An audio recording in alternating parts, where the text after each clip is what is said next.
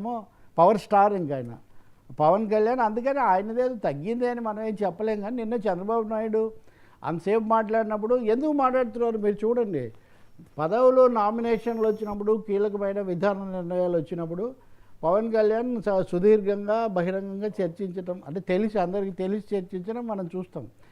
ఇప్పుడు ఈ ఎమ్మెల్సీ ఎన్నికలు అయిపోయాయి, శాసనసభ నుంచి ఎమ్మెల్సీ ఎన్నికలు జరుగుతాయి. అవి గన్ షాట్గా వాళ్ళకే వస్తాయి, వాటి మీద రెండో అభిప్రాయం ఏం లేదు. అలాగే రాజ్యసభకు కూడా విజయసాయిరెడ్డి స్థానం ఖాళీగా ఉంది.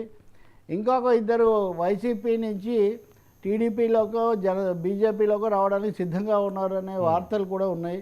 వీటన్నిటి నేపథ్యంలో ఇవి ఎవరికి ఇవ్వాలి? ఒక మెగా బ్రదర్ కూడా ఉన్నాడు. మెగా బ్రదర్కు మంత్రి పదవి హామీ అధికారిక ప్రకటనగా చంద్రబాబు చేసింది కూడా ఒకటి ఉంది. సో ఈ నేపథ్యంలో ఇప్పుడు ముందు ఎమ్మెల్సీ అయితే వెంటనే మంత్రి అవుతారు. కాదు ఢిల్లీలో ఉండి చక్రం తిప్పడం మంచిదని వాళ్ళు భావిస్తే అప్పుడు రాజ్యసభకు పంపించే ఒక అవకాశం ఉంటుంది. ఈ విషయాలన్నీ చర్చించడానికే నిన్న వాళ్ళిద్దరూ సమావేశమయ్యారనే కథనాలు వస్తున్నాయి. అవి కాదనుకోవడానికి ఏం లేదు. కాబట్టి Pawan Kalyan is very much in decisive deliberations అని మనం అనుకోవచ్చు. నాగబాబుకు ఎమ్మెల్సీ తీసుకొని మంత్రి అవుతారా? మంత్రి కాకపోతే అప్పుడు చంద్రబాబు మాట కూడా తప్పినట్టు కూడా అవుతుంది. మరి అంటే రాజ్యసభకు వెళ్తే బహుశా ఇక్కడ ఉండడమే మంచిదని భావించవచ్చు. పవన్ కళ్యాణ్ వేరే వేరే పార్టీ లేకపోతే ఇంకా కొన్ని రోజుల పాటు సినిమాలు ఇవన్నీ చూస్తున్నా నాగబాబు మంత్రివర్గంలో ఉంటే ఖచ్చితంగా ఉంటుంది. బహుశా అన్నదమ్ములు ఇద్దరు మంత్రివర్గంలో ఉండడం అనేది ఆంధ్రప్రదేశ్లో జరిగినట్లేదు. తెలంగాణలో కర్ణాటకలో గాలి జనార్దన్ రెడ్డి ఆయన సోదరుడు ఇద్దరు గతంలో ఉండేవాళ్ళు, కానీ అలా జరగలేదు. ఆ దిశలో నడుస్తున్నట్టుగా కనిపిస్తుంది. ఇంకా తర్వాత తెలుగుదేశం ఆశావాహులు చాలామంది ఉన్నారు. బీజేపీకి ఇవ్వాలా వద్దా ఒక ప్రశ్న ఉంది.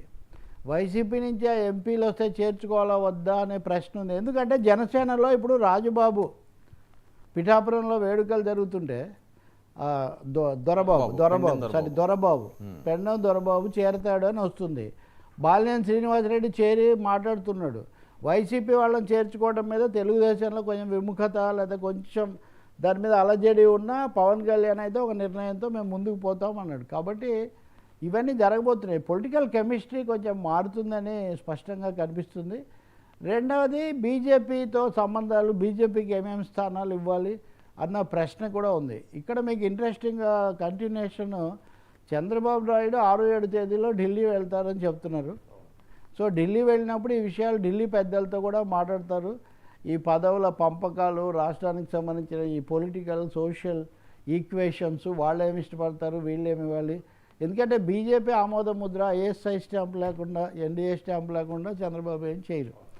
కాబట్టి చంద్రబాబు ఢిల్లీ పర్యటన తర్వాతే మనకి ఈ విషయంలో ఒక పూర్తి క్లారిటీ రావచ్చు. పవన్ కళ్యాణ్ అక్కడ ఇక్కడ కూడా తన ప్రభావం చూపిస్తున్నారు అనేది క్లియర్. ఇప్పుడు వైసీపీ వాళ్ళని కూడా వరుసగా చేర్చుకుంటూ పోతే జనసేన యొక్క పొలిటికల్ క్లౌట్, రాజకీయమైన పట్టు కూడా పెరిగే అవకాశం ఉంది. బీజేపీ అటు మొగ్గుతుంది. ఇప్పుడు వాళ్ళు చూపించారు కదా, కొంతవరకు వేరే వైఖరి తీసుకొని ఉత్తరాంధ్ర నియోజకవర్గంలో మాకు కూడా కొంత ఉందని చూపించారు. తెలంగాణలో కూడా 1-2 స్థానాలు తెచ్చుకున్నారు. సో ఇదంతా నిన్న కూడా మనం చర్చించాం. రేవంత్ రెడ్డిని దాడి చేయడానికి రామ్మోహన్ నాయుడు కూడా గొంతు కలపటం. కాబట్టి ఎన్డీఏ పాలిటిక్స్ అనేవి తెలుగు రాష్ట్రాల్లో ఎన్డీఏ వల విసురుతుందా? దానికి పవన్ కళ్యాణ్ సనాతన అంబాసిడర్ కదా, అంటే ఆయన ఆ పాత్ర ఇవన్నీ చూడాల్సి వస్తుంది. మనం వెనక్కు తగ్గడం ఏం లేదు. బహుశా అంబట్రావు బాబు, అమర్నాథ్ మాట్లాడే వాటిలో కూడా మనకు అది కనిపిస్తుంది. శాసనమండలిలో